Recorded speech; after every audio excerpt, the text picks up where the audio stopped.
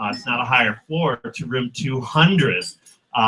Republican Mayor Henry Keel, stalwart progressive, namesake for many years of our Opera House and Auditorium, came from the 15th Ward, where he started, yes, as an alderman. Back then, the boundaries were to the east. The other illustrious mayor, more recent, some of you may even have shook this man's hand, Alfonso J. Cervantes, two-term mayor who served in the 1960s, came from the 15th Ward. And Mr. Cervantes actually has a special connection with a lot of things going on here.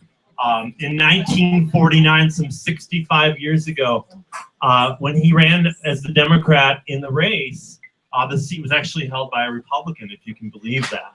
And the Republicans held the majority in the Board of Aldermen. So he was an incumbent challenger against a member of another party. He decided that he should announce his bid at a tavern. And so he chose Columbo's Tavern on South Kings Highway at Juniata as the venue for announcing his bid in 1949. So if you have a beer from the bar tonight, you could be in the same spot that AJ might have ordered a drink for a precinct captain or a committeeman.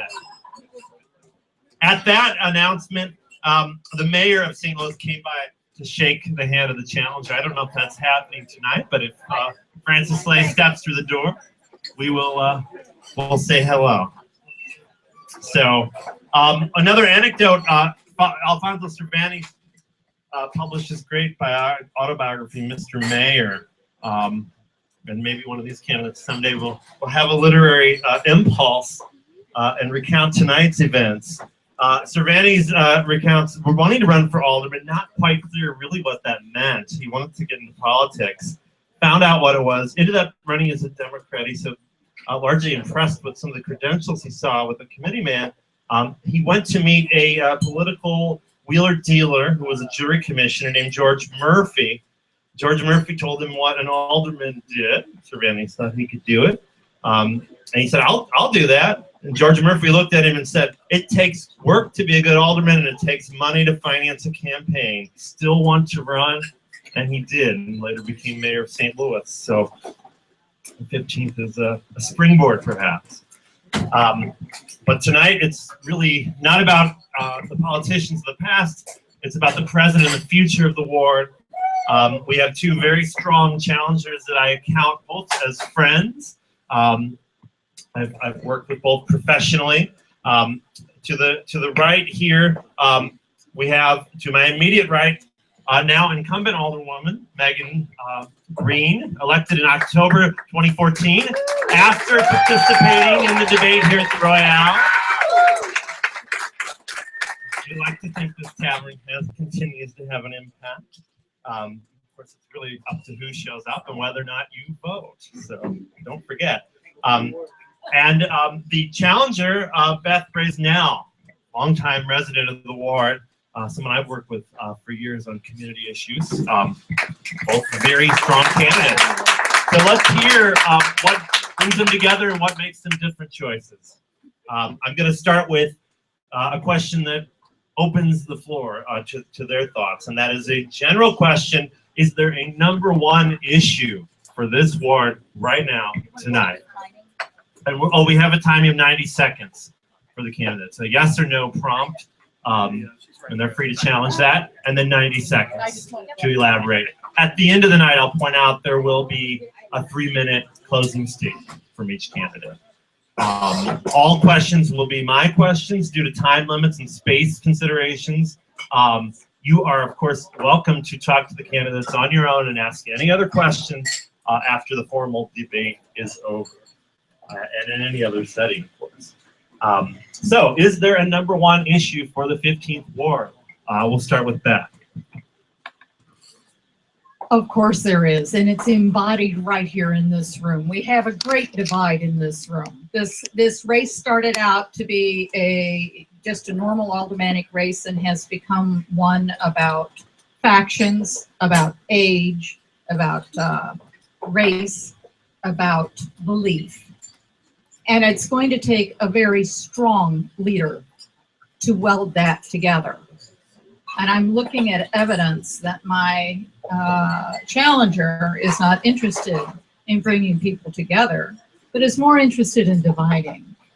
I am the former president of the St. Louis Association of Realtors, where I had 7,700 members who competed with each other on a daily basis. And I was able to bring them together around a central vision and move that organization forward. And I'm confident that I can do that here, because even at the end of this very divisive race, I will be a full-time alderman for everyone.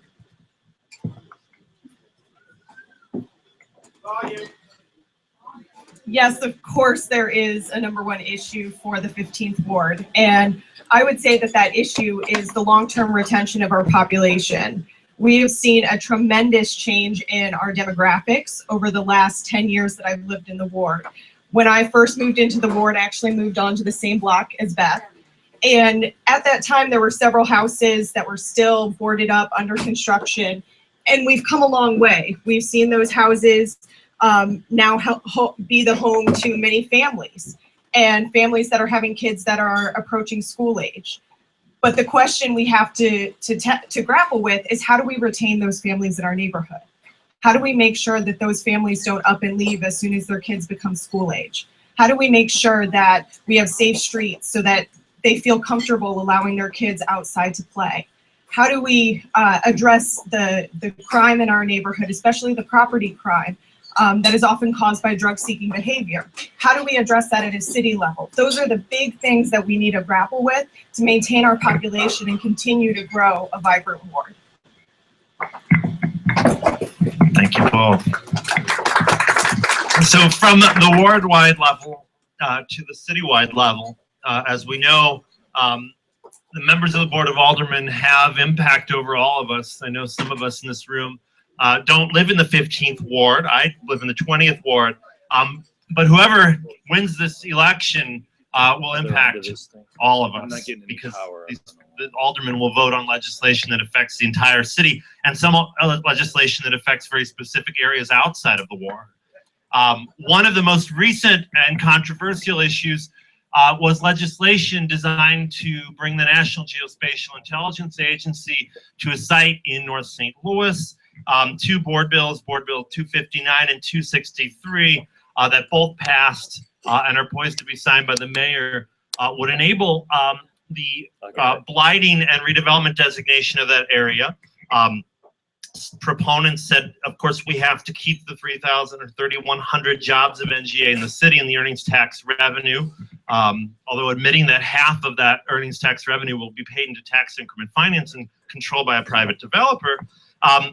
The legislation was probably more controversial because it would enable eminent domain of owner-occupied residence. It's something that perhaps has never been proposed in this ward, maybe never will, but is an issue that engenders the most basic fears as Americans. Private property is one of our birthrights, right? So I'm asking both candidates, knowing one voted on the legislation, would you have supported, or did you support this legislation? Why or why not?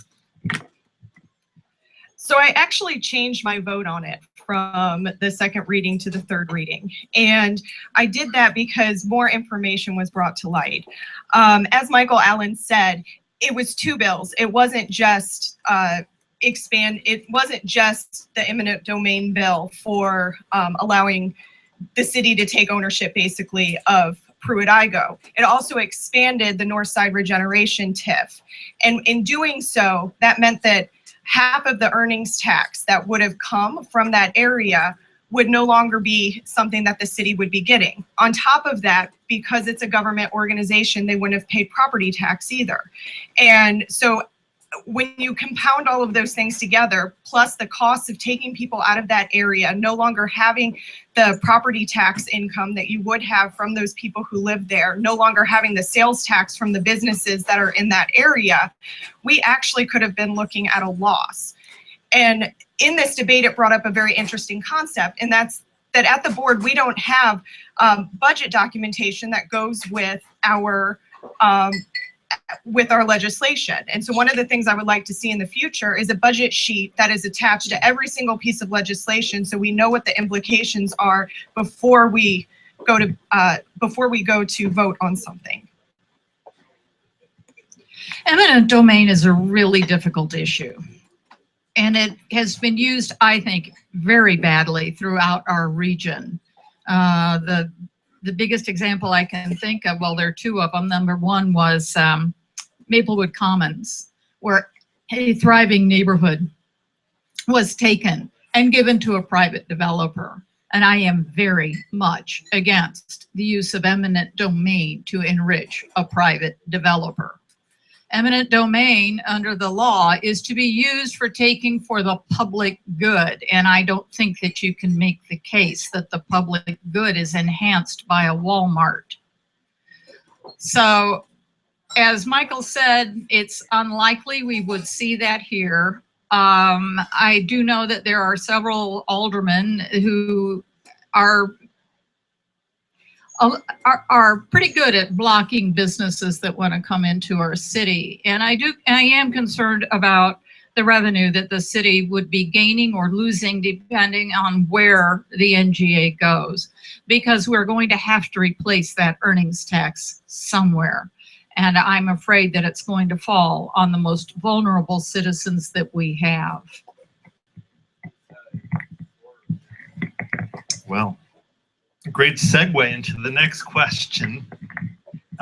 So another citywide issue that NGA has raised is the earnings tax, with some aldermen on the floor saying, well, this earnings tax might go away.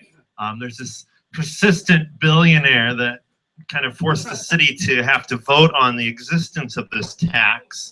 Now, of course, we didn't have this tax when Alfonso Cervantes was first elected alderman. The earnings tax came in the 1950s as a way to stopgap an ailing city budget. Other taxation revenues like property taxes were down. So this is not something the city has always existed with, but it's something that I think few would argue is anything but indispensable to current budgeting. However, with the fact that it could disappear by a will of the people through one of these votes, do you think that the city can operate with the earnings tax? Are there other ways to do this? Of course there are other ways to do it. We could dispense with the earning tax. The issue is, how are you going to replace that money? With land taxes? With sales taxes? Both of those are very regressive. And I know that my opponent recently put out a piece of mail. Actually, I've got it right here. That says that a vote for me is a vote for Rex Singfield. And I will tell you that the St. Louis Association of Realtors and the Missouri Association of Realtors have spent millions of dollars to fight Rex Singfield's issues. And we've prevailed in every single case. I worry that if we eliminate the earnings tax, that again, the burden will fall on the most vulnerable citizens. But I also want to say something else about this piece, and that it's entirely false, because I was chair of the St. Louis Association of Realtors Political Action Committee, and during my tenure, we never gave to a single one of these people. Another indication of very bad research. But back to the issue of this earnings tax. I really don't think that we could do without it, because I think it is the best form of taxing right now that is not regressive and that does not fall unfairly on the most vulnerable of our citizens. We have to maintain the earnings tax in St. Louis. It's about a third of our revenue at the moment for the city. We would not be able to provide even our most basic services without the retention of that tax.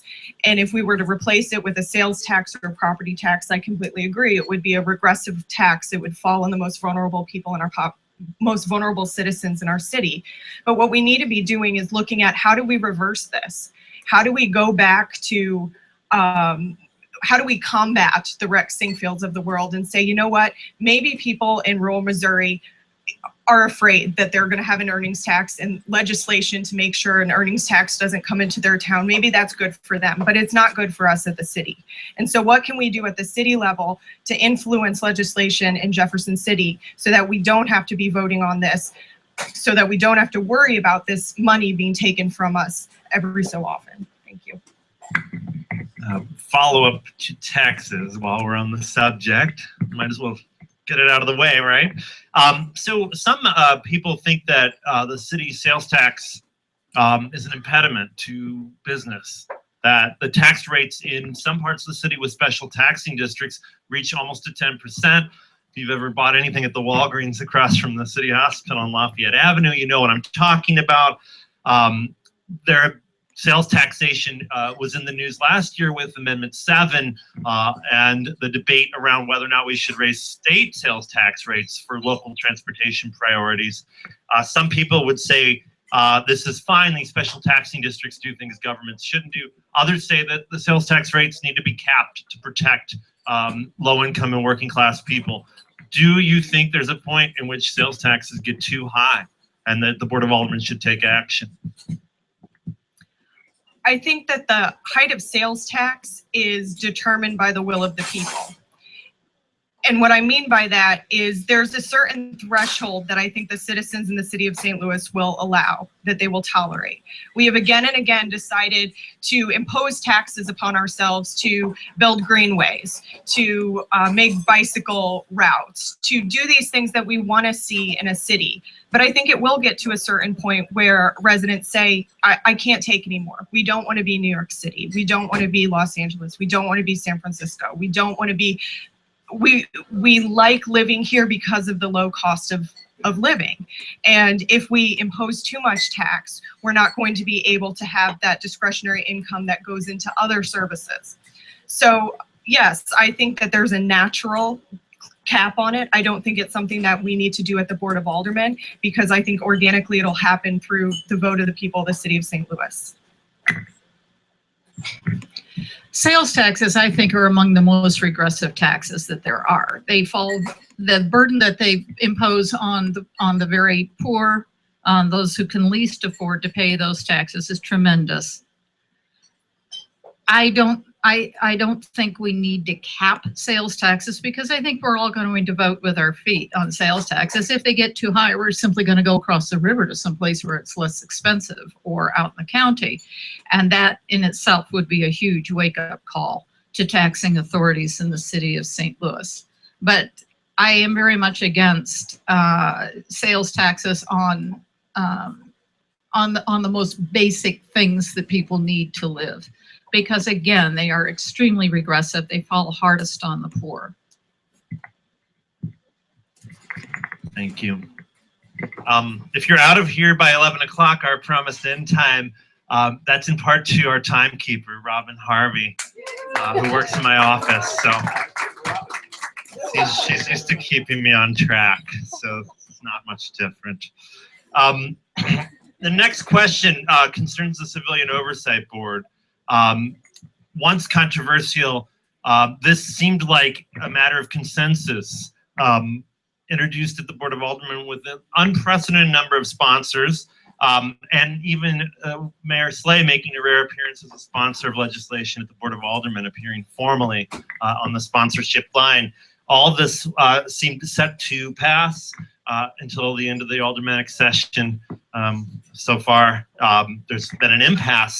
The bill has not been approved. However, it went through many iterations, several committee hearings, including very heated ones, achieving what seemed to be like a majority of votes needed to get through. That has not yet happened, of course, but the legislation stands. So I'm going to ask each of you, knowing one of you, again, has participated in that process. Do you support the board bill as it came out of committee?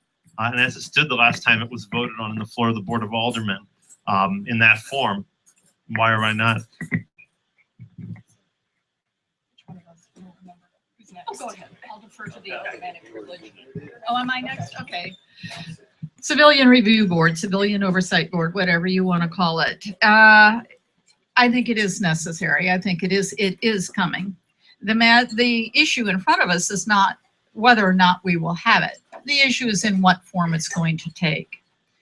My concern is that the people that are appointed to that board be very well trained, be unbiased, and be fair.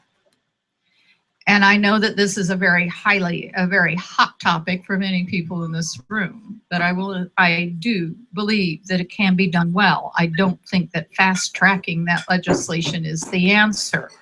Because in my opinion, you fast track in from a bill like that, and it makes it very possible for a lot of things to go wrong because you're in such a hurry to get it done.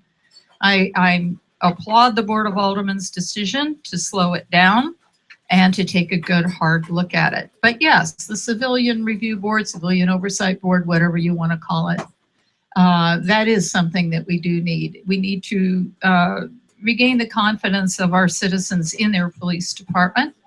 And I'm sure that the police department would be willing to work with such an issue.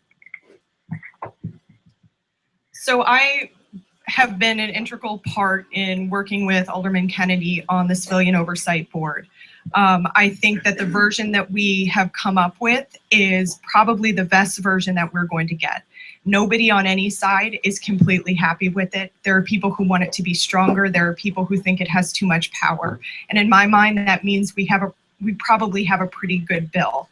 I was very disappointed that we did not bring it up for discussion at our last board meeting. And contrary to popular belief, it was not to fast track it. It was to bring it up for discussion so that we could have two opportunities before taking a vote on it to have discussion on the floor of the Board of Aldermen. Now we are only going to be able to debate it out once in front of the public before we vote on that bill. No, it took 2 weeks that we were able to debate the NGA bill that we talked about earlier. And in that 2 weeks, I changed my mind on that bill because of some of the testimony that I heard. And so we're only doing a disservice to the public by not allowing to have that much debate on the bill. Great. We will got some more questions about policing, but first I'm going to jump to maybe a less controversial issue, the football stadium. So in light of all of our issues with revenue deficits, retaining jobs, the crisis in Ferguson, a $900 million solution seems to arrive, but it comes in the form of a new professional sports facility. A move that certainly has raised a lot of questions. The pertinent questions, though, for public officials are, to what measure will the public shoulder this burden as the Rams seemingly drift to a threat turning into a promise to leave town? Some voices say we need a stadium because that will be the only thing that brings another team to come and replace the Rams. Of course, we were down that road before when we built the current stadium, if anyone actually remembers those days. My question to each candidate is, would you support any form of public bonds or public financing for this facility at all? I would not support any kind of public financing of the football stadium. And the reason is because we are already paying for a football stadium. It does not make sense to put that burden back on the taxpayers. In St. Louis, one of the things that frustrates me a lot is we seem to get distracted by these bright, shiny projects. We think that, you know, if we spend millions of dollars on this nice new thing, Ballpark Village, for example, it's going to solve all of our problems. All these people are going to flock here. They're going to spend tons of money. We're going to have more tax revenue. And it's been one failed promise after another. We have to get to a point where we start investing in the things that are actually going to keep our residents here and are actually going to fill our city back to have a population that can support all the services we need. And that's what we need to be focusing on before we get distracted by any more bright, shiny projects. Public funding for a football stadium at this point, I think, is a very bad idea. We have a stadium out there right now that is underutilized, and who wants to watch football under a dome anyway? But also, we have an owner here in St. Louis who has received permission from the City Council of Oakland, California to move forward with his football stadium there.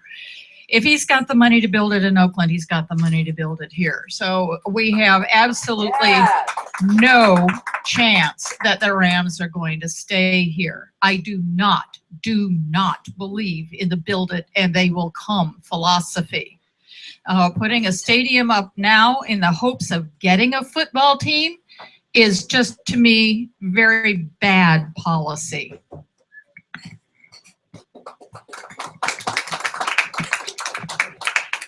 I would modestly counter that when we would have 2 stadiums, we might end up with 2 football teams.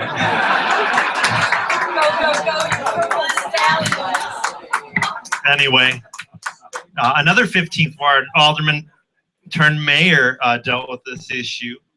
Supported relocating the St. Louis Cardinals downtown, but when he saw the St. Louis Cardinals generic stadium design from an engineering firm, it listened to the counsel of Howard Bear, businessman and civic leader, that a real architect should be brought in and built Bush Memorial Stadium, now gone, but a true work of civic architecture. So wisdom from this ward continues, perhaps. Shifting back to policing, in the obviously in the wake of the grand jury decision, lots of activities happened in this ward on South Grand and all over the region. The deployment of the National Guard troops and the use of police to protect private property engendered complaints from property owners, residents, and protesters. Without getting into details or taking sides in the incidents here in South Grand, I just will throw out the question, did the police handle the demonstrations on South Grand correctly? And if you have any suggestions for what they could have done differently.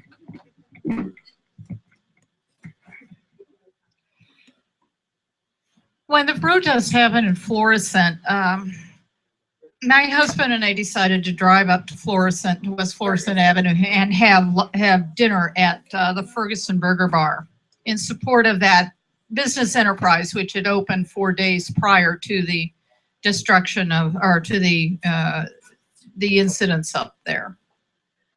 We were sitting on Lucas and Hunt Avenue waiting to make a left turn onto West Florissant, and the road and traffic was down absolutely to a standstill.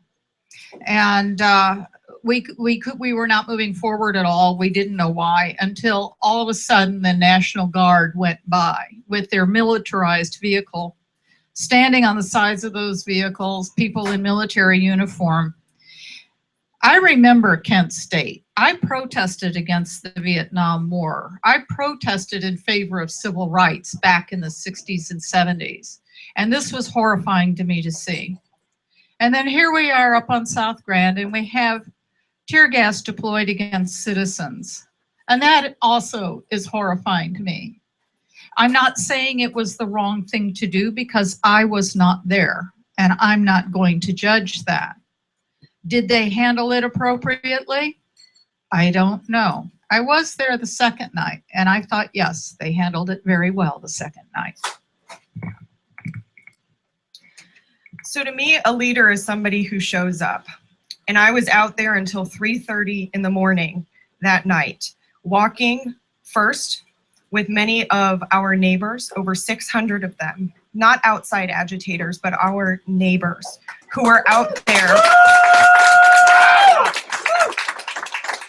Who are out there because they very much want change to happen in our city. And they very much want us to start to talk about these critical issues and start to bridge the divide. The second night, like Beth said, the policing was perfect. And the second night was the way that policing was supposed to happen the first night. We were supposed to have police officers stationed up and down the entire business district in pairs, monitoring what was going on, walking amongst the people, associating with those who were there. That did not happen the first night, and it was very frustrating for me. Most of you know I was one of the people that was standing on Mokabee's patio, observing what was watching when the tear gas canister was thrown. I never in a million years thought that I would be tear gassed on my own streets, and especially not tear gas just standing there with a cell phone recording what was going on around the corner. So I think given what we know, I completely support the chief's decisions to not bring the National Guard in. I think that was the great decision to make on South Grand that night. Could we have done things better? Yes, but it's always easy to play Monday morning quarterback. Back to football so soon. Following up with this, I think there was a moment while volunteers and artists were so beautifully helping business owners board up on South Grand that we saw something we don't normally see, which is large numbers of police officers walking on foot, coming into businesses, talking to customers and owners, and it made me think, what if this happened all the time? And I know in some business districts it does. In Cherokee Street, we've had foot patrol, Officer Tony Miller and others are staples. But I'm going to throw this question out, which is also in light of that, and in light of what's happened in New York after the Eric Garner decision with smart policing training, are there specific reforms that the police department could be making internally? Not the civilian oversight board or any of the politics around that, but practices that could help the community or help the police deal better with the community that it serves, perhaps to prevent some of this rancor and distrust. I think that there are definitely things that the police department can do to improve. I think the first thing is revisiting our training manuals.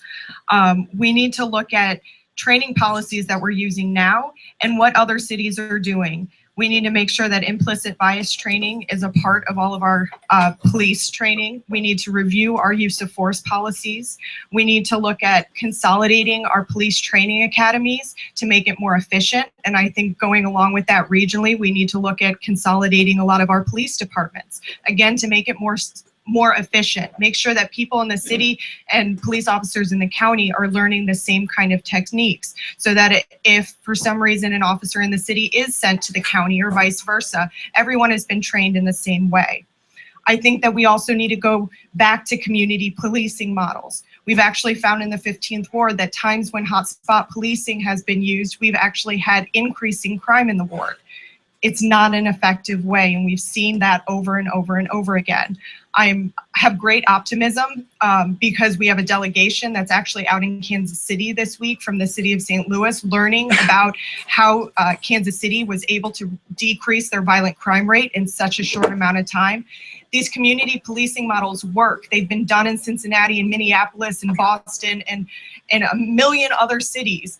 We can do that here. We just need to have the willingness to change. I think that there are a lot of things that could change in the St. Louis Police Department to make it better. I think that's true of every department in the city. And I think that our police department is open to change. But I think that the dialogue has got to be respectful and that it has got to be fair and open. And I would like to see a concerted effort to draw the police department deeper into our community. I like, years ago we had bicycle police officers up on Grand.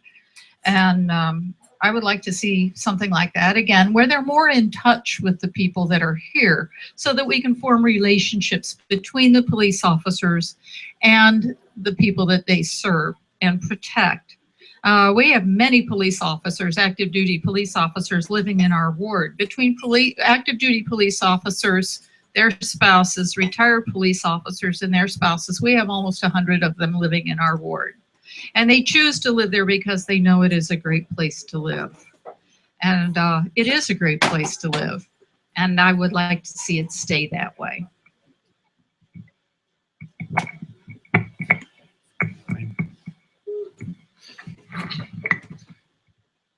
Another issue that is of citywide concern, although it may seem local, is the fate of the New Life Evangelistic Center downtown. The city's taking steps to revoke the license of this facility. Controversial though it may be, we won't get into the history or politics of that. However, we do know one thing, and this is something that city officials and the Reverend Larry Rice seem to agree on. There has to be a solution, right? There have to be beds for these people somewhere. Closing the center abruptly might make this, in some ways, everyone's problem, even the 15th wards. And certainly, homeless people come from all over the city, and as Mayor Slay reminds us, all over the region. And we know a lot of the suburban municipalities are not doing their part here. But the pertinent decision ahead of us is closing the New Life Evangelistic Center. And so I think that's not something that's going to come to the Board of Aldermen for legislation. But I think a better question for an alderman might get reelected or a prospective alderman is the city doing enough right now, currently, so that closing the New Life Evangelistic Center makes no difference? Are we doing enough? Probably not. I do believe that building has to be brought up to code, though, because there are very vulnerable people that are using that facility, and they need to be, their safety and their well-being needs to be protected. That building is really in very, very bad shape, and it does need to be brought to code. And I hope that the Reverend Larry Rice is able to do that. Homelessness is an endemic issue. There are so many causes of homelessness, and we need to be addressing the causes of homelessness in order to ensure that everybody has a clean and decent and safe and affordable place in which to live and call home. And if that happens to be in the city, if that happens to be in the county, I do know that St. Louis County has historically brought their homeless people into the city and dropped them off here, and that they need to step up. They need to step up and take responsibility for the homelessness in their own communities, and not just dump it here where we have a very high needs community already. But I would like to see that building brought to code. I have great faith that our new Director of Human Services, Eddie Roth, who is one of the most compassionate and kind people on the face of the earth, that he will be doing an awful lot to address this issue, and I support his efforts wholeheartedly. So many of you probably know that previously I was the development director at Shalom House, which is a homeless shelter for women with mental illness and chemical dependency in the city of St. Louis. As somebody from within the industry, I'll say, we always looked at Larry Rice as both a blessing and a curse. It was a blessing on those very cold nights when people had nowhere else to go. And it was a curse in that we would often hear very horrible stories coming from people who had stayed there, who did not have adequate access to the services they need to break the cycle of homelessness. Most of the residents that we see who are homeless in the city of St. Louis suffer from mental illness or some kind of chemical dependency. 90% of them are chronically homeless. And so what we need to be doing is looking at how we build the capacity of other organizations that are doing good work, like Shalom House, in order to service that population. But we can't just, I think, yes, the building needs to come up to code. Yes, they need to follow all of the laws and ordinances, but we also can't just close it down in the middle of the winter when people have nowhere else to go. That's great. Thank you. So shifting gears a little bit back to the local level, something that has emerged in recent years is a movement toward this idea and concept of participatory budgeting. Letting ward residents have somewhat of a say on ward expenditures. The theory being, to some extent, that a lot of city funds are still allocated on a ward by ward basis. Alderpersons have control over the purse strings for improvements and budgets ranging from alleys to parks. That a lot of the city departments do not plan on a citywide basis, but let the individual elected officials have a say. Should those people then turn those decisions open in a much different way than has been done before? Some elected officials have tried this to varying measures in their wards. Others have not. Some people think the system works fine as it is. Others, of course, do not. Whether or not this could work in the 15th is a question I'm going to throw open to the two candidates. Do you think participatory budgeting would be successful here, and would you try it? So when I ran back in October, I promised that I would implement participatory budgeting in the 15th Ward. And I'm happy to say that that promise is in the progress of being delivered.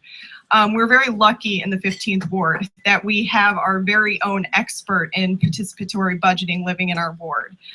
Liz Kramer not only did her thesis on it, but worked in Chicago on participatory budgeting. And so she's been able to spearhead a group of residents to create a resident-driven process for determining what our needs are. We've already received several hundred different ideas of things that the ward has, or the ward needs, and we have delegates, about 30 of them at the moment, who have been working to put those ideas into buckets, and then we will start within the next month or so working with the various city departments to figure out what's feasible and what's not, before finally in April bringing it out to a vote to the people. And that's going to be the most challenging part, is really making sure that we up our levels of people who are voting in the ward. You know, we typically in an aldermanic election see between 1,000 and 1,500 people vote, when, you know, we have over 10,000 people living in the 15th Ward.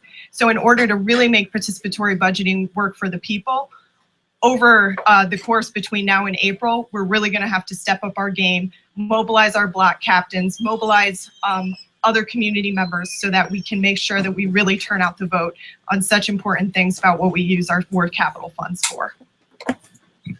Participatory budgeting is a process that actually was started under Alderwoman Florida, and that the groundwork was laid for that. And so the current effort is an outgrowth of those efforts that were laid quite a while ago. It is a great idea. I think that people in this ward do need to have a say in the improvements in this ward. But I'd also like to see a more overall citywide strategic plan for improvements to the ward. This carving up into 28 little fiefdoms might be diluting some of the effect that we could have if we had a more citywide plan, strategic plan that we could use and follow for improvements throughout the city. So I think participatory budgeting is a wonderful thing, and it's been in my on my campaign literature from day one. So yes, I would certainly support that. Speaking of participation, can I get a raise of hands from people who are residents in the 15th Ward and registered to vote? Just a good moment to check in. All right. Exciting. This is a very valuable night for all of you. A follow-up that I didn't send to the candidates in advance, but comes to my mind. Some people in the city have said that one solution to increasing voter participation, which is low across the city. The 15th Ward, so those numbers sound rather generous compared to my 20th Ward, where sometimes a couple hundred votes, 200 votes can win the primary election. Part of the 4th Ward on the north side, some of the lowest wards in the region, would be moving the aldermanic elections to the regular election cycles, putting the alderman aside the governor or the president. We know a lot of people turn out then, they know that's an important election. Would you support moving the aldermanic and city official elections to regular cycles in the even-numbered years? I think we spend an ungodly amount of money on elections right now. We have elections in just all the time. And I've worked for over a decade as a Democratic supervisor at the election polls. So I'm very well aware of how many elections we have. And sometimes there is only one issue on the ballot.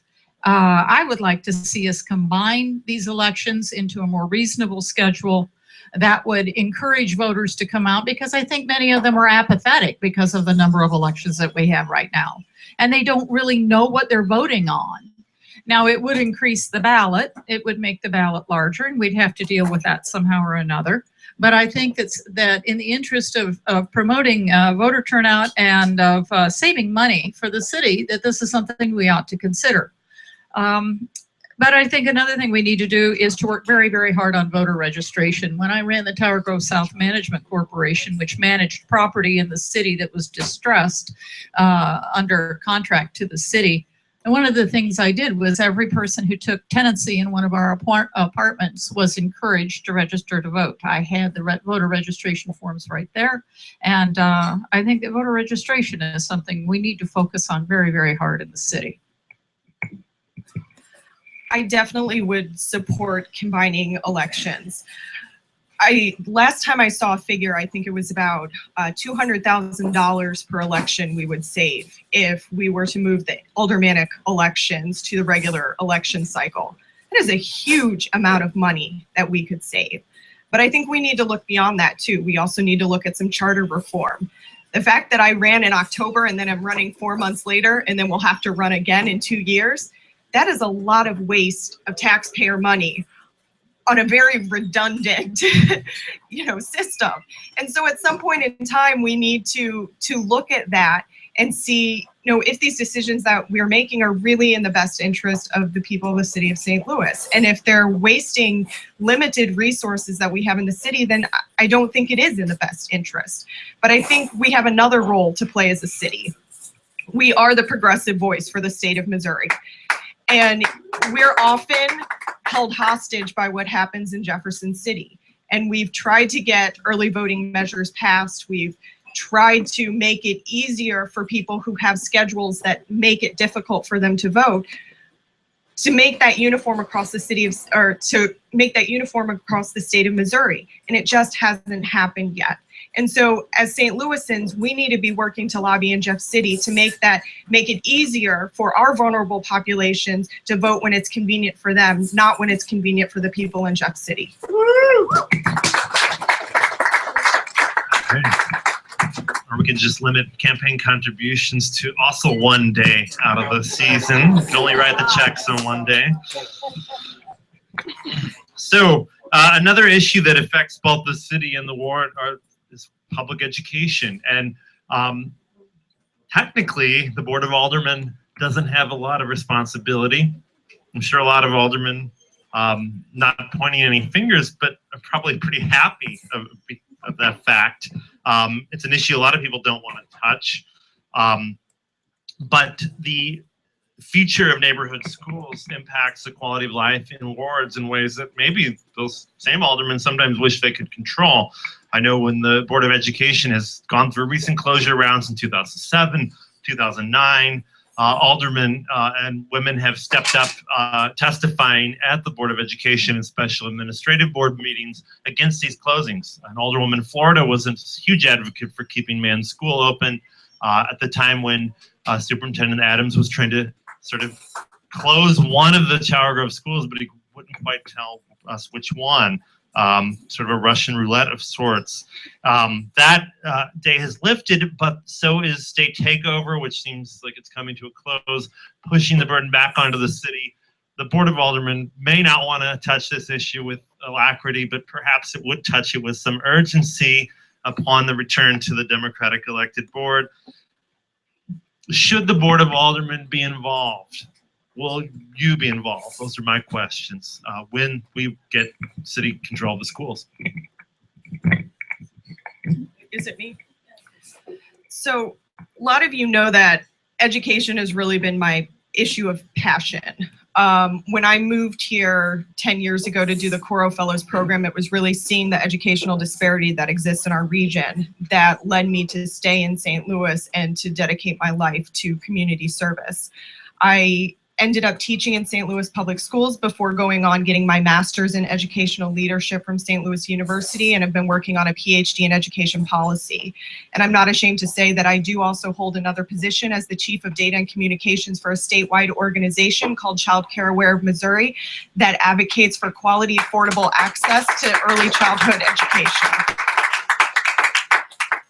We often say that at the board, we don't have a lot of say in education, and we might not in the K through 12 arena, but we certainly can have an impact in those early years. We could make it easy. We could do something like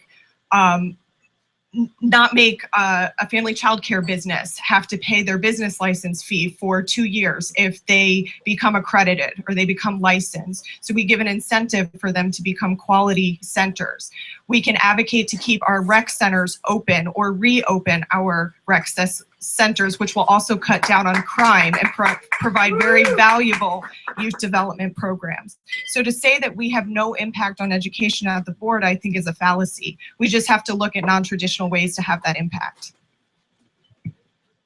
Here in the 15th Ward, we have a shining example of what can be done in the area of public education. Man's School is a fabulous, fabulous school for grade school kids. And under the leadership of Principal Conaway there, that school has made great strides and now has become just a shining example of what can be done.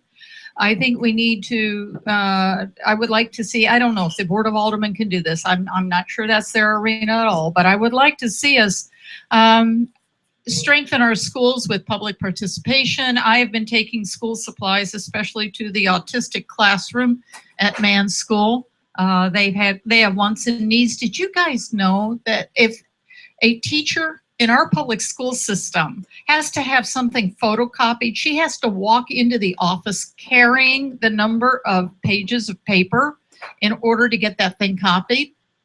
So we need to involve our community in supporting our schools and making sure that our teachers have the supplies, the education, the backing, and the support and the appreciation of every single person who resides in this great city. Because public education is a stalwart of this neighborhood, of our entire nation. And I'm a public school graduate, so was my whole family. So I think we need to get out there and just support our public schools as much as we can. Thank you. Just to the west of here, illuminated at night, is a beautiful dome on a classical structure. That's the State Hospital. That building tells a story of commitment to human population in this region, but it also tells a story of the city and the county. Built by the county as the county insane asylum became part of the city. When the city decided that it didn't want to be part of the county, city couldn't afford it, eventually gave it to the state. Now we're in a situation where the city is scratching to re-examine that question. I don't think one would be committed there for asking the question of whether the city should re-enter the county. But I think there are legitimate points of view on each side, raised very eloquently by various elected officials in the city and the county. Would it really truly benefit the city to re-enter the county? I'm for that. I would like to see the city re-enter the county as the 91st municipality. I think it would cut down on an awful lot of duplicated services, save our city an awful lot of money. It would, one of the big issues that we have in this area, as you all know, is the way crimes are reported in this city that make us look unattractive to businesses and to people who want to move into our area. We could do that by becoming what is called a statistical city, that's a designation that would take into account the entire area when computing those statistics. But I would like to see us move forward towards some sort of a plan. There hasn't been, at least I'm not aware of, a solid plan that has been presented for accommodating that. But I would like to see us be able to strengthen our ties with the county, eliminate duplicating services, merge some of our smaller townships so that we don't have quite as much balkanization as we have right now. See if we can't get more efficient use of services such as fire and police and dispatching and economic development and other things like that. But I believe that there's a lot to be gained by examining the issue. I think this is an interesting question to examine both pre and post Ferguson. I think pre-Ferguson, the question we were asking is whether the county would ever want to have the city be part of it. And now I think at the city, we may be sitting here thinking, well, do we really want to be a part of the county? I think that there's a lot of work that needs to be done before we could get there. Yes, I would love to see us re-enter the county, but I think that the county has a lot of work to do in cleaning up its municipalities and streamlining a lot of its duplicative systems before we get involved in what's going on there. But there are some things that we can do in the process to start to streamline. mentioned earlier that I think looking at how we consolidate some of our police departments and look at our police training academies and send everybody to the same academy, I think that's a way we could start to streamline some of our processes. I think merging the city and the county health department would be a very easy thing to do and something that would save us money and streamline services. I think, you know, we now have the St. Louis Economic Partnership, which has been a merger between the economic development partnerships from both the city and the county, which hopefully will start looking at our economic development issues in more of a regional light rather than city and county fighting to bring business. So I think we're starting to make those strides, but the county's got to do a lot of work to get its house in order before I think we need to have that conversation. So I'm a city resident, and I tried to enter the county, got on my bicycle, headed for my house in Chippewa, got in the lane. Oh, wow, they took out a whole lane. Oh, wait, now it's over. I'm under the viaduct, and I'm out in the middle of traffic. Okay, well, I'll go up to Arsenal because that goes to Maplewood, right? Oh, wow, look at these wonderful bikes. Oh, wait, they stopped. Did I cross a ward boundary or something? So, okay, do these bicycle lanes that touch the 15th Ward really work?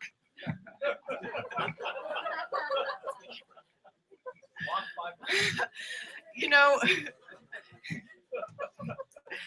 I get more complaints about those bicycle lanes than just about anything else. Not so much the ones on Arsenal anymore. I think that whenever we change something, there's always a lot of people who think that the sky is falling as soon as we change something. And then after a couple of months, they say, okay, it's not quite so bad anymore. The problem on Arsenal right now is that you can't see the lane lines at night. You see the old ones rather than the new ones. And I've been talking with the streets department about that, and there is a conflict between whether the streets department should pay for it or Great Rivers Greenway should pay for it. So right now we're kind of in arbitration, figuring out who is going to pay to get those lane lines right. You know, I think that what we have done on Gravois is better than we had previously.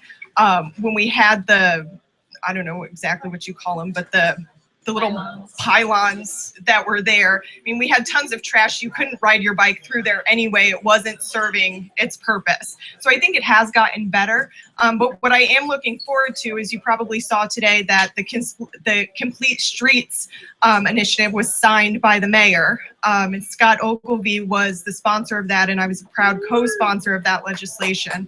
And so that's something we can start to look at our traffic patterns. We can start to look at our biking at a more holistic city level rather than at a ward by ward level.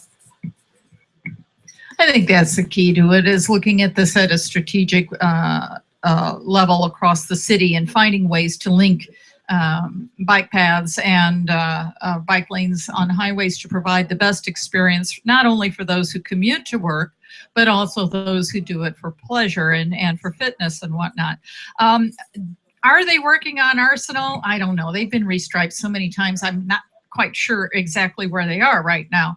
I think that part of the process that we have to go through is looking at this very, very carefully to make sure that when we do put in bike lanes, they are done with the safety of the bicyclists in mind. And they are also done in such a way that it's not confusing to drivers, because that's setting people up for major problems, for accidents and whatnot. We don't want anybody hurt on those streets. I think that I'm very much in favor of mass transit, of bicycle transit, of any kind of alternative forms of transit that will decrease the carbon load that we have in the atmosphere, that will provide alternative energy, that will provide fitness and awareness for the people around. I'm not very good at bike riding. I tried it not long ago and fell off. And but for those of you who do it, I commend you heartily, but I think we need to look at it very strategic. We're spending a lot of money on striping and restriping, and we need to be more strategic about that.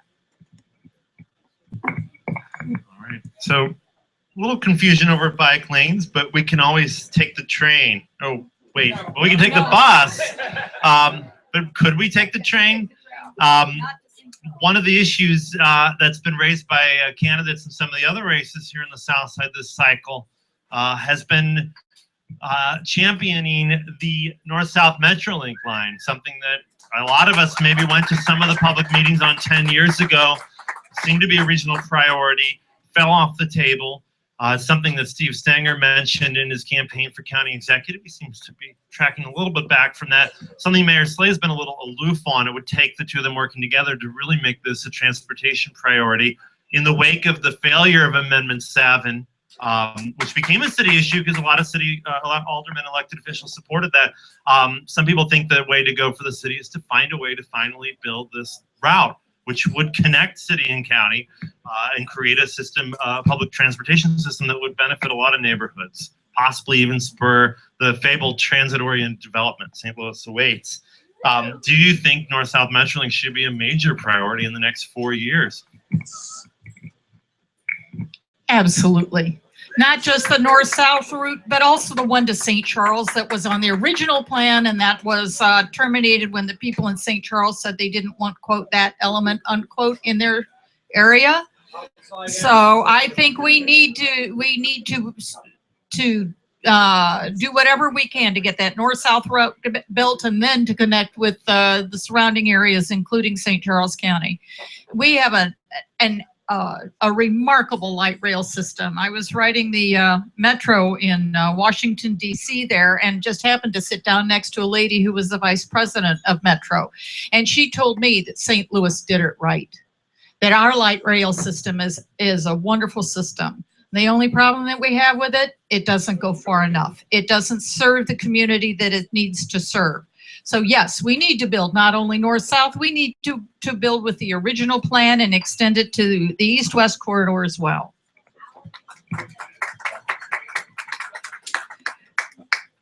I believe that the North-South Metrolink is really imperative for the 15th Ward. I've been working very closely with the Tower Grove Neighborhood Community Development Corporation, and they just finished their neighborhood visioning plan. And as part of that visioning is bringing the North-South Metrolink line down into the 15th Ward, which would provide a very wonderful viaduct for people in our ward to get to the central corridor, get up to the airport, and provide a connection between North and South City.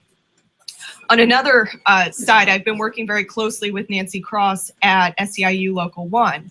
They very much represent a population that uses public transportation on a daily basis and really want to see the North-South Metrolink. She said their biggest issue is they don't really know how much it's going to cost. We don't have good data on that. So Nancy is working to get a group of elected officials and budgeteers and other union leaders together to start to figure out exactly how much this is going to cost. And then if it's something that we can take to a ballot initiative for, you know, a special tax or whatever, so that we can bring this vision to life.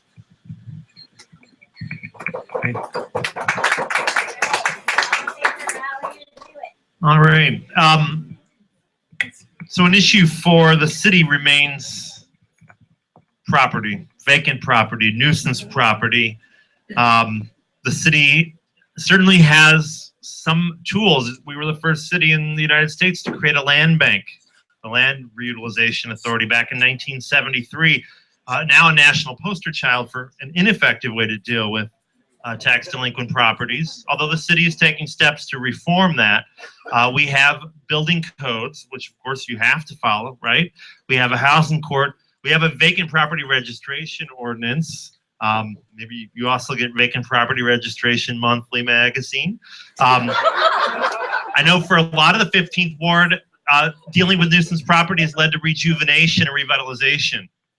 Certainly on this end of the park, we've seen a combination of using these tools that exist and historic preservation to bring it back.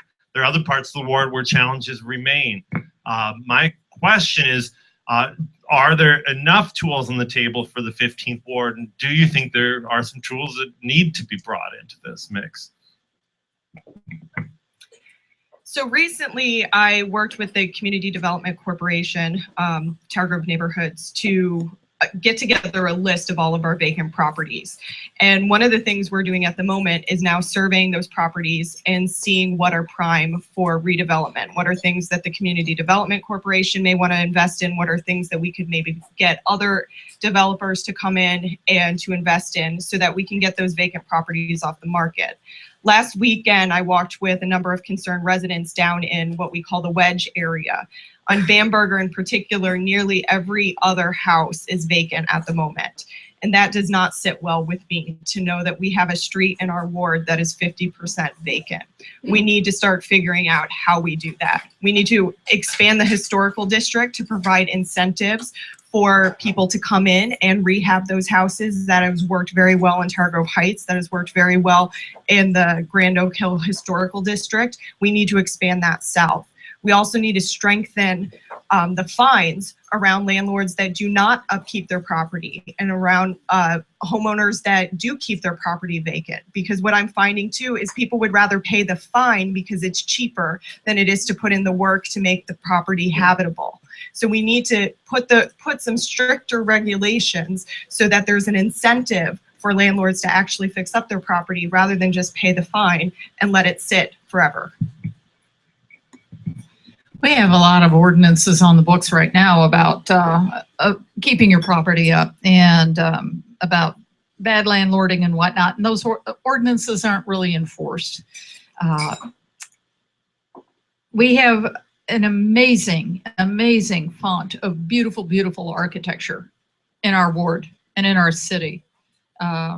And Michael and I are working together on a project to do a statistical analysis of the effect of historic districts on property values throughout the city, to see if we can't come up with some positive correlation there. We're hoping for positive correlation there so that we can take those figures to the state legislature in support of maintaining and increasing the historic tax credits that we have available.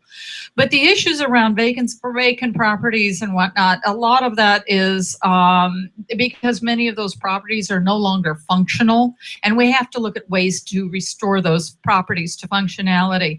The failed land bank, the Land Reutilization Authority, it's very difficult right now to get a property away from the Land Reutilization Authority. I think that they've raised their prices to the point that it puts them beyond many developers, and they are the largest landowner in the city. And a lot of their properties are unsecured, and the grass has grown up and they look terrible, and we need to work on that and see if we can't bring our properties back up to where they need to be.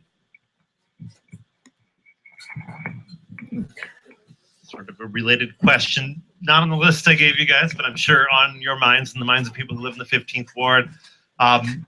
Is enough being done to reduce crime in the 15th Ward? Is enough being done? Oh, heavens no. We've had a huge spike in crime in our neighborhood in the last year, especially crimes against persons. I think that one of the things that would help is that we create an atmosphere here where people are free to talk about these issues without fear of reprisal, without fear of verbal attack. That we bring our neighbors together so that they can learn who each other are, that they can appreciate. This is one of the most diverse wards in the city, and that gives us, that is our great strength. We have so many wonderful people here from so many different cultures, but it also presents an opportunity for an awful lot of misunderstanding, of judgmental behavior, and finger pointing. And I think that we need to work with all cultures in our neighborhood and bring them all together to create atmospheres where people do feel safe and do feel bonded to the neighborhood here. Are we doing enough to fight crime? We can never do enough to fight crime. And I hope that we can all work together to make this ward a much safer and healthier and more delightful place than it even is now. We can always be safer as a ward, and we always need to be working toward reducing crime. But we also have to look at the context of the situation that we're in right now and use good data in making our decisions. So actually, we have not had a spike in crime. We are actually stagnant in our crime rates. This January, if you go to the safety meetings, which are held the third Wednesday of every month. So if you go to the safety meetings, one of the things that the officer talked about is last January was the coldest, snowiest winter that we had had on record. And crime was at historical lows during that time. And so he actually drew the statistics going back 2 years, because he said 2013 is much more comparable to where our baseline is. And if you go back 7 years from there, we're significantly safer than we were 7 years ago, and a lot better off than we were 10 years ago when I moved into the ward. That's not to say that we don't have issues with crime. We definitely do. But what we need to be doing is looking at more effective policing strategies. We need to go back to the community policing models. We need to start looking at addressing the root causes of our crime. A lot of what we see in the neighborhood are property crimes and robberies, and they are the result of drug-seeking behavior. So until we start to invest in drug treatment, and still we start to make drug treatment a part of mandated sentencing requirement, we can't expect to see those rates go down, because we just see people going to jail, not dealing with the addiction, coming back, committing the same crime, and then going back into jail again. We have to stop the cycle. Thank you, both of you. So we're getting close to the end, and I'm going to ask one more question. I think, well, two more questions probably, then we'll get to the closing statements. Very good answers all night from both candidates. Talking about recidivism and things that tend to come back and back and back again, gas stations have been an issue in South St. Louis. Maybe not as much in the 15th Ward, where we have good examples of service stations turned into auto repair shops like Carl's, where I sometimes take my car. Across the park, we can have a cocktail in a restored service station. Drive up Grand and have a burrito or a Starbucks coffee. But up and down Kings Highway in Shoto, it's a different story, where a Quick Trip seems to be in search of that ideal perfect match between site and station, spurning many previous sites, leaving behind brownfields and neglected sales tax revenues. In the 6th Ward, there's been a big issue with Shoto and Jefferson. It went to the Board of Aldermen, and actually aldermen from other wards voted against this, saying there are too many gas stations. Gas stations are a blight on the city. It may not seem like a new gas station would come to this beautiful ward, but it could happen. So I'm going to ask, would you ever support the opening of a new gas station in the 15th Ward? A very local, but also maybe a citywide issue bundled together. I think I would be very hesitant to authorize another gas station in the 15th Ward. And the reason I say that is I'm not sure where we would put it. We have access to a plethora of gas stations at the moment, some that are embedded within our neighborhood, some that are on the outskirts. And they serve the needs of the residents within that neighborhood very well at the moment. I don't have to drive farther than probably a quarter of a mile to get my tank full. I was one of the aldermen that voted against the Quick Trip. And I did so mostly for historical preservation reasons. You know, I moved here, like I said, 10 years ago, and I often wish that I had moved here earlier, that I had been raised here, because I hear of all of these wonderful stories of these beautiful buildings that we did not have the foresight to keep. And that we look back now and we say, what if? That could have been an amazing building and we tore it down.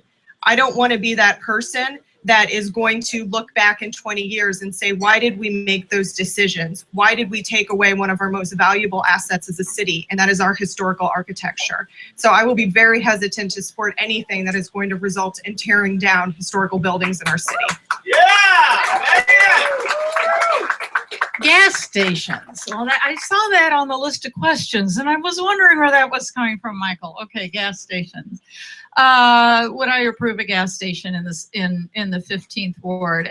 I don't think we need any more gas stations in the 15th Ward. I think we've got plenty here. And I think an attendant issue that goes along with gas stations, of course, is the risk of environmental pollution. But there's also there seems to be, and you'll tell me if you agree with this or not, an awful lot of trash associated with gas stations. And I worry about that. I don't want that in our neighborhood. I live 2 belly bombers and a fry away from White Castle. And I wind up with those wrappers in front of my house and the ketchup packets and all that stuff all the time.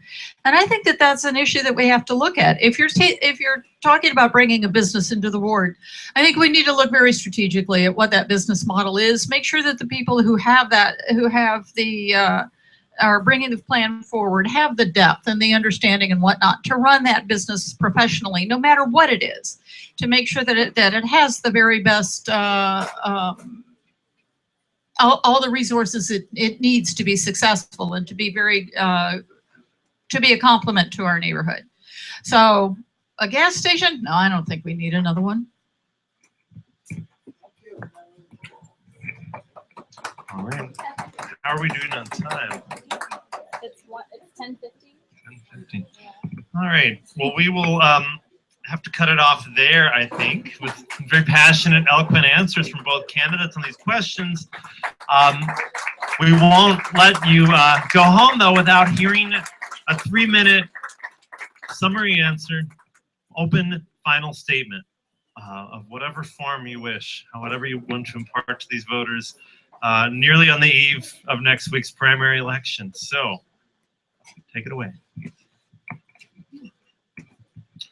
I first off want to thank everybody for coming out tonight. It's really been wonderful to see so much civic engagement among the residents of the 15th Ward.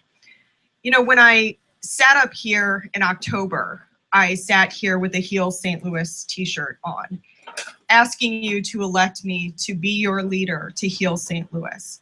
And I've been working on doing that since elected. I have, unashamed, stood next to our neighbors, clergy members, leaders throughout our community, walked on South Grand with them.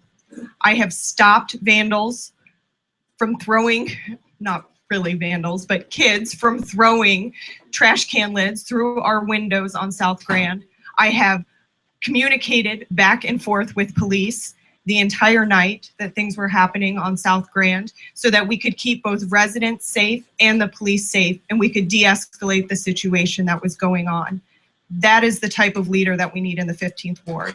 The leader that shows up, the leader that's not afraid of those difficult situations. That leader that can go on 2 hours of sleep and wake up the next day and rebuild an entire business district within a couple of hours and a few tweets and Facebook messages to get 50 cans of paint, donated and over 100 volunteers out within a couple of hours.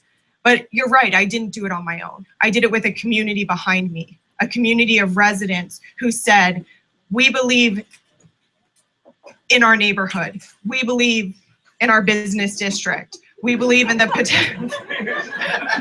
That was weird. We believe in the possibility of St. Louis. And so what we need right now are leaders that have a vision for the future. We need those leaders who are going to show up to City Hall and understand that we're going to be cut in half after the next census, and that we have seriously got to redefine our role as aldermen in order to deal with that. We have got to get out of the weeds. We have got to get an alderman away from driving the alleys and picking up trash. Get that onto Citizen Service Bureau, strengthen those city organizations, and focus on real, meaningful policy and change down at the board. That is the only way we are going to bring us into a 21st century city. We're often critiqued as being 10 years behind the coast. Well, I'm not okay with that, because I was raised out on the coast, and I actually think St. Louis feels a lot like the coast. So there's no reason that we should be labeled as 10 years behind. We can be a modern city. We just have to change some of our old mindsets.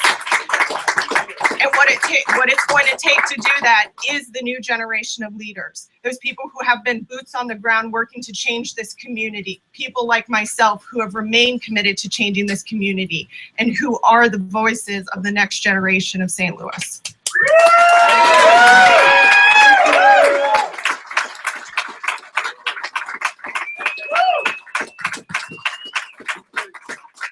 I want to thank you all for being here. You're not my crowd, I know that.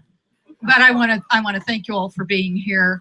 Thank you to those of you who have been civil and nice and So I want to.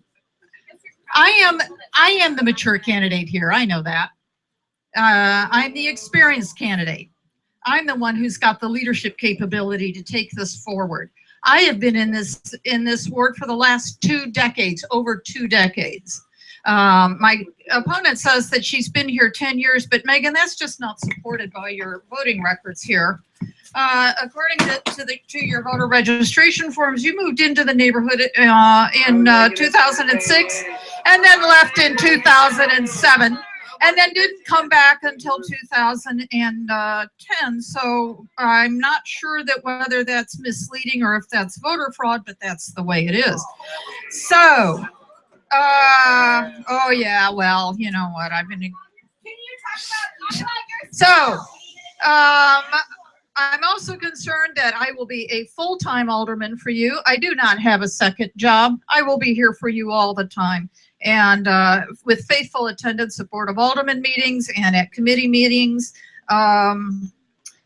I have been accused of horrendous things in the course of this campaign, absolutely horrendous things. And a lot of them have been on a Facebook thread that was started by somebody who's blocked me. So not only can I not respond to them, I can't even see them.